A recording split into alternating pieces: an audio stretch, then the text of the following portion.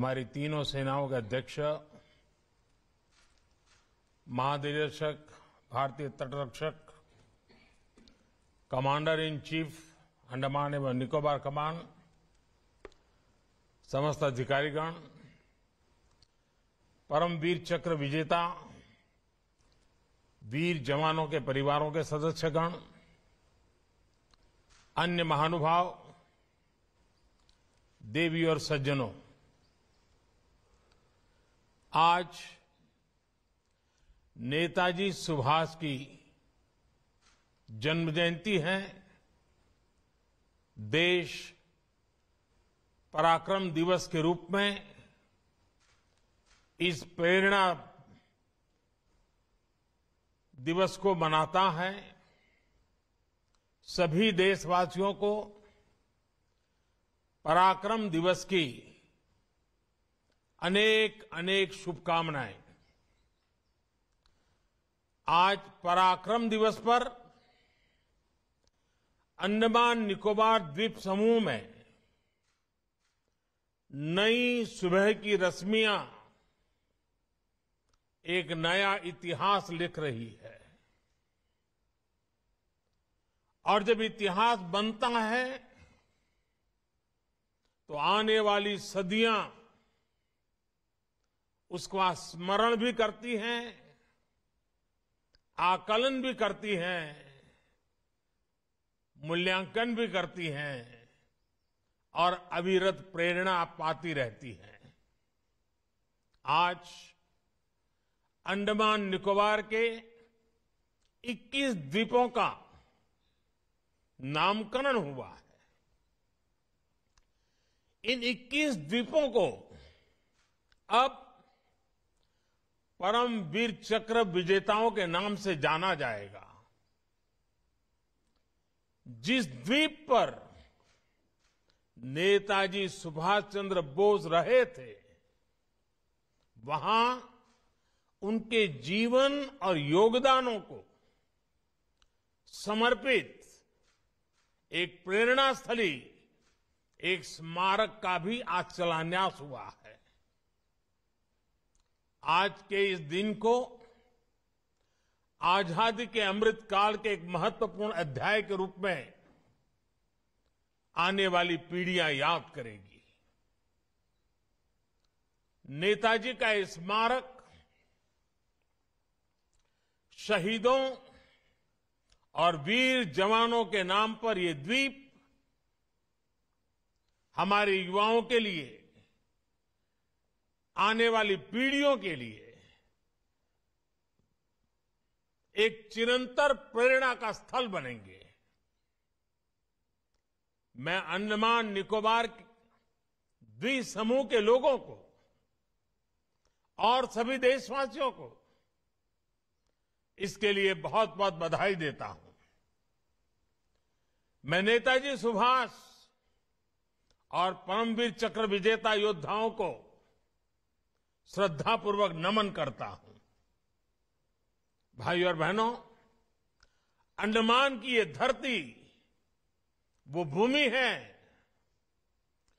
जिसके आसमान में पहली बार मुक्त तिरंगा फहरा था।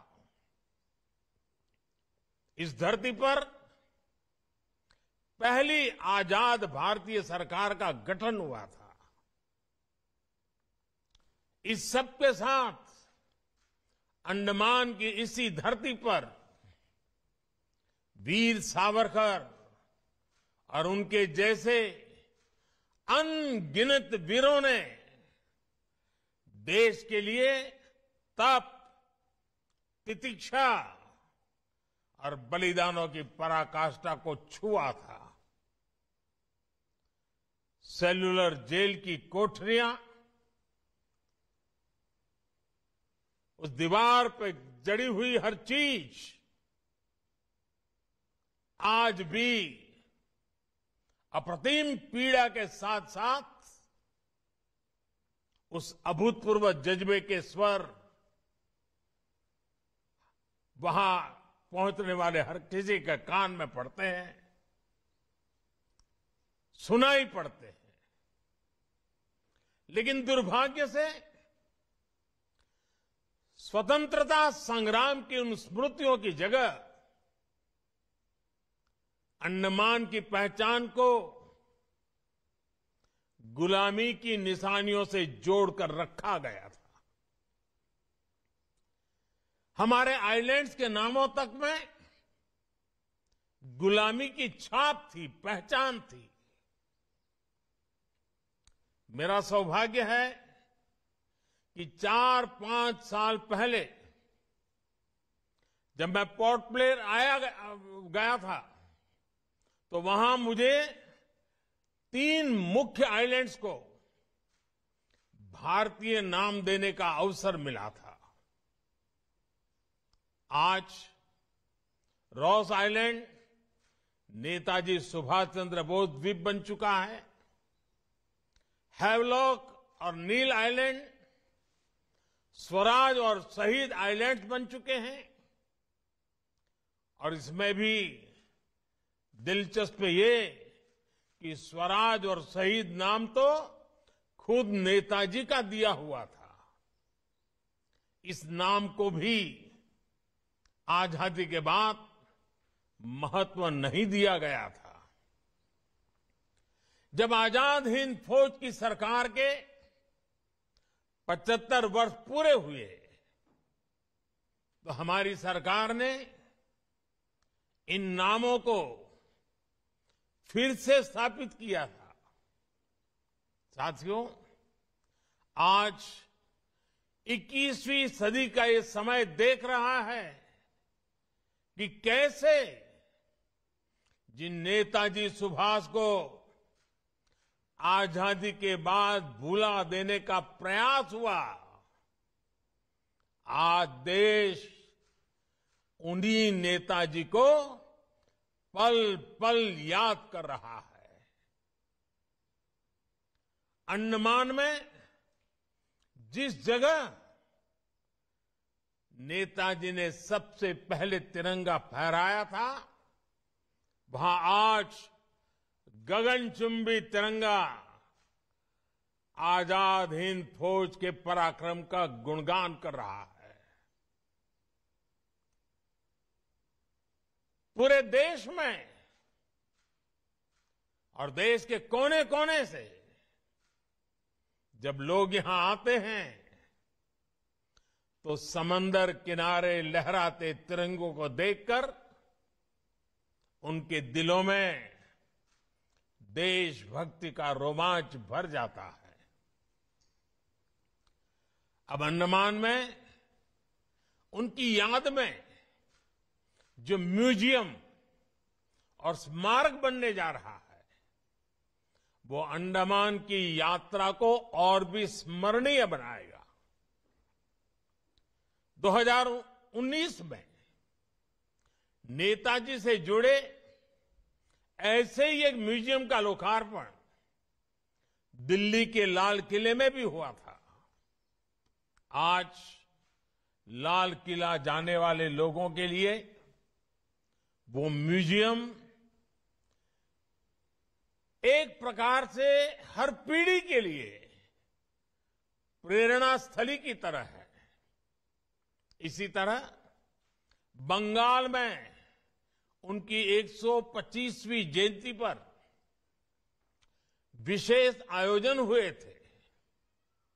देश ने इस दिन को पूरे धूमधाम से सेलिब्रेट किया था। उनके जन्म दिवस को पराक्रम दिवस के रूप में घोषित किया गया। यानी बंगाल से लेकर दिल्ली और अंडमान तक देश का ऐसा कोई हिस्सा नहीं है जो नेताजी को नमन न कर रहा हो, उनकी विरासत को संजो न रहा हो। साथियों, बीते 8-9 वर्षों में नेताजी सुभाष चंद्र बोस से जुड़े ऐसे कितने ही काम देश में हुए हैं जिन्हें आजादी के तुरंत बाद से हो जाना चाहिए था, लेकिन उस समय नहीं हुआ। देश के एक हिस्से पर आजाद भारत की पहली सरकार 1943 में बनी थी। इस समय को अब देश ज्यादा गौरव के साथ स्वीकार कर रहा है। जब आजाद हिंद सरकार के गठन के 75 वर्ष पूरे हुए, तब लाल किले पर देश ने झंडा फहराकर नेताजी को नमन किया था। दशकों से नेताजी के जीवन से जुड़ी फाइलों को सार्वजनिक करने की मांग हो रही थी। ये काम भी देश ने पूरी श्रद्धा के साथ आगे बढ़ाया। आज हमारी लोकतांत्रिक संस्थाओं के सामने कर्तव्य पथ पर भी नेताजी बोस की भव्य प्रतिमा हमें हमारे कर्तव्यों की याद दिला रही है। मैं समझता हूं ये काम देश हित में बहुत पहले हो जाने चाहिए थे, क्योंकि जिन देशों ने अपने नायक नायिकाओं को समय रहते जनमानस से जोड़ा, साझे और समर्थ आदर्श गढ़े, वो विकास और राष्ट्र निर्माण की दौर में बहुत आगे गए। इसलिए यही काम आजादी के अमृत काल में भारत कर रहा है, जी जान से कर रहा है। साथियों, जिन 21 द्वीपों को आज नया नाम मिला है, उनके इस नामकरण में भी गंभीर संदेश छिपे हैं। ये संदेश है एक भारत श्रेष्ठ भारत की भावना। ये संदेश है देश के लिए दिए गए बलिदान की अमरता का संदेश। वयम अमृतस्य पुत्राः। और ये संदेश है भारतीय सेना के अद्वितीय शौर्य और पराक्रम का संदेश।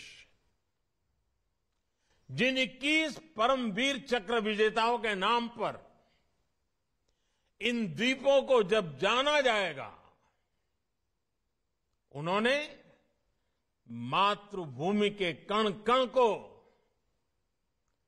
अपना सब कुछ माना था। उन्होंने भारत मां की रक्षा के लिए अपना सर्वस्व न्योछावर कर दिया था। वे भारतीय सेना के हैं, वे वीर सिपाही देश के अलग अलग राज्यों से थे, अलग अलग भाषा, बोली और जीवन शैली के थे, लेकिन मां भारती की सेवा और मातृभूमि के लिए अटूट भक्ति उन्हें एक करती थी, जोड़ती थी, एक बनाती थी। एक लक्ष्य, एक राह, एक ही मकसद और पूर्ण समर्पण। साथियों, जैसे समंदर अलग अलग द्वीपों को जोड़ता है, वैसे ही एक भारत श्रेष्ठ भारत का भाव भारत मां की हर संतान को एक कर देती है। मेजर सोमनाथ शर्मा, पीरू सिंह, मेजर शैतान सिंह से लेकर कैप्टन मनोज पांडे, सूबेदार जोगिंदर सिंह और लांस नायक अल्बर्ट एक्का तक वीर अब्दुल हमीद और मेजर रामास्वामी परमेश्वरन से लेकर सभी 21 परमवीर, सबके लिए एक ही संकल्प था, राष्ट्र सर्वप्रथम, इंडिया फर्स्ट। उनका ये संकल्प जब इन द्वीपों के नाम से हमेशा के लिए अमर हो गया है। करगिल युद्ध में ये दिल मांगे मोर का विजय घोष करने वाले कैप्टन विक्रम, इनके नाम पर अंडमान में एक पहाड़ी भी समर्पित की जा रही है। भाई और बहनों, अंडमान निकोबार के द्वीपों का ये नामकरण उन परमवीर चक्र विजेताओं का सम्मान तो है ही, साथ ही भारतीय सेनाओं का भी सम्मान है। पूरब से पश्चिम, उत्तर से दक्षिण, दूर सुदूर, समंदर हो या पहाड़, इलाका निर्जन हो या दुर्गम, देश की सेनाएं देश के कण कण की रक्षा में तैनात रहती है। आजादी के तुरंत बाद से ही हमारी सेनाओं को युद्धों का सामना करना पड़ा। हर मौके पर, हर मोर्चे पर हमारी सेनाओं ने अपने शौर्य को सिद्ध किया है। ये देश का कर्तव्य था कि राष्ट्र रक्षा इन अभियानों में स्वयं को समर्पित करने वाले जवानों को, सेना के योगदानों को व्यापक स्तर पर पहचान दी जाए। आज देश उस कर्तव्य को, उस जिम्मेदारी को पूरे करने का हर कोशिश प्रयास कर रहा है। आज जवानों और सेनाओं के नाम से देश को पहचान दी जा रही है। साथियों, अंडमान एक ऐसी धरती है जहां पानी, प्रकृति, पर्यावरण, पुरुषार्थ, पराक्रम, परंपरा, पर्यटन, प्रबोधन और प्रेरणा सब कुछ है। देश में ऐसा कौन होगा जिसका मन अंडमान आने का नहीं करता है। अंडमान का सामर्थ्य बहुत बड़ा है। यहां पर अथाह अवसर है। हमें इन अवसरों को पहचानना है। हमें इस सामर्थ्य को जानना है। बीते 8 वर्षों में देश ने इस दिशा में लगातार प्रयास किए हैं। कोरोना के झटकों के बाद भी पर्यटन क्षेत्र में अब इन प्रयासों के परिणाम दिखाई देने लगे हैं। 2014 में देश भर से जितने पर्यटक अंडमान आते थे, 2022 में उससे करीब करीब 2 गुने लोग यहां आए हैं। यानी पर्यटकों की संख्या 2 गुनी हुई है, तो पर्यटन से जुड़े रोजगार और आय भी बढ़े हैं। इसके साथ ही एक और बड़ा बदलाव बीते वर्षों में हुआ है।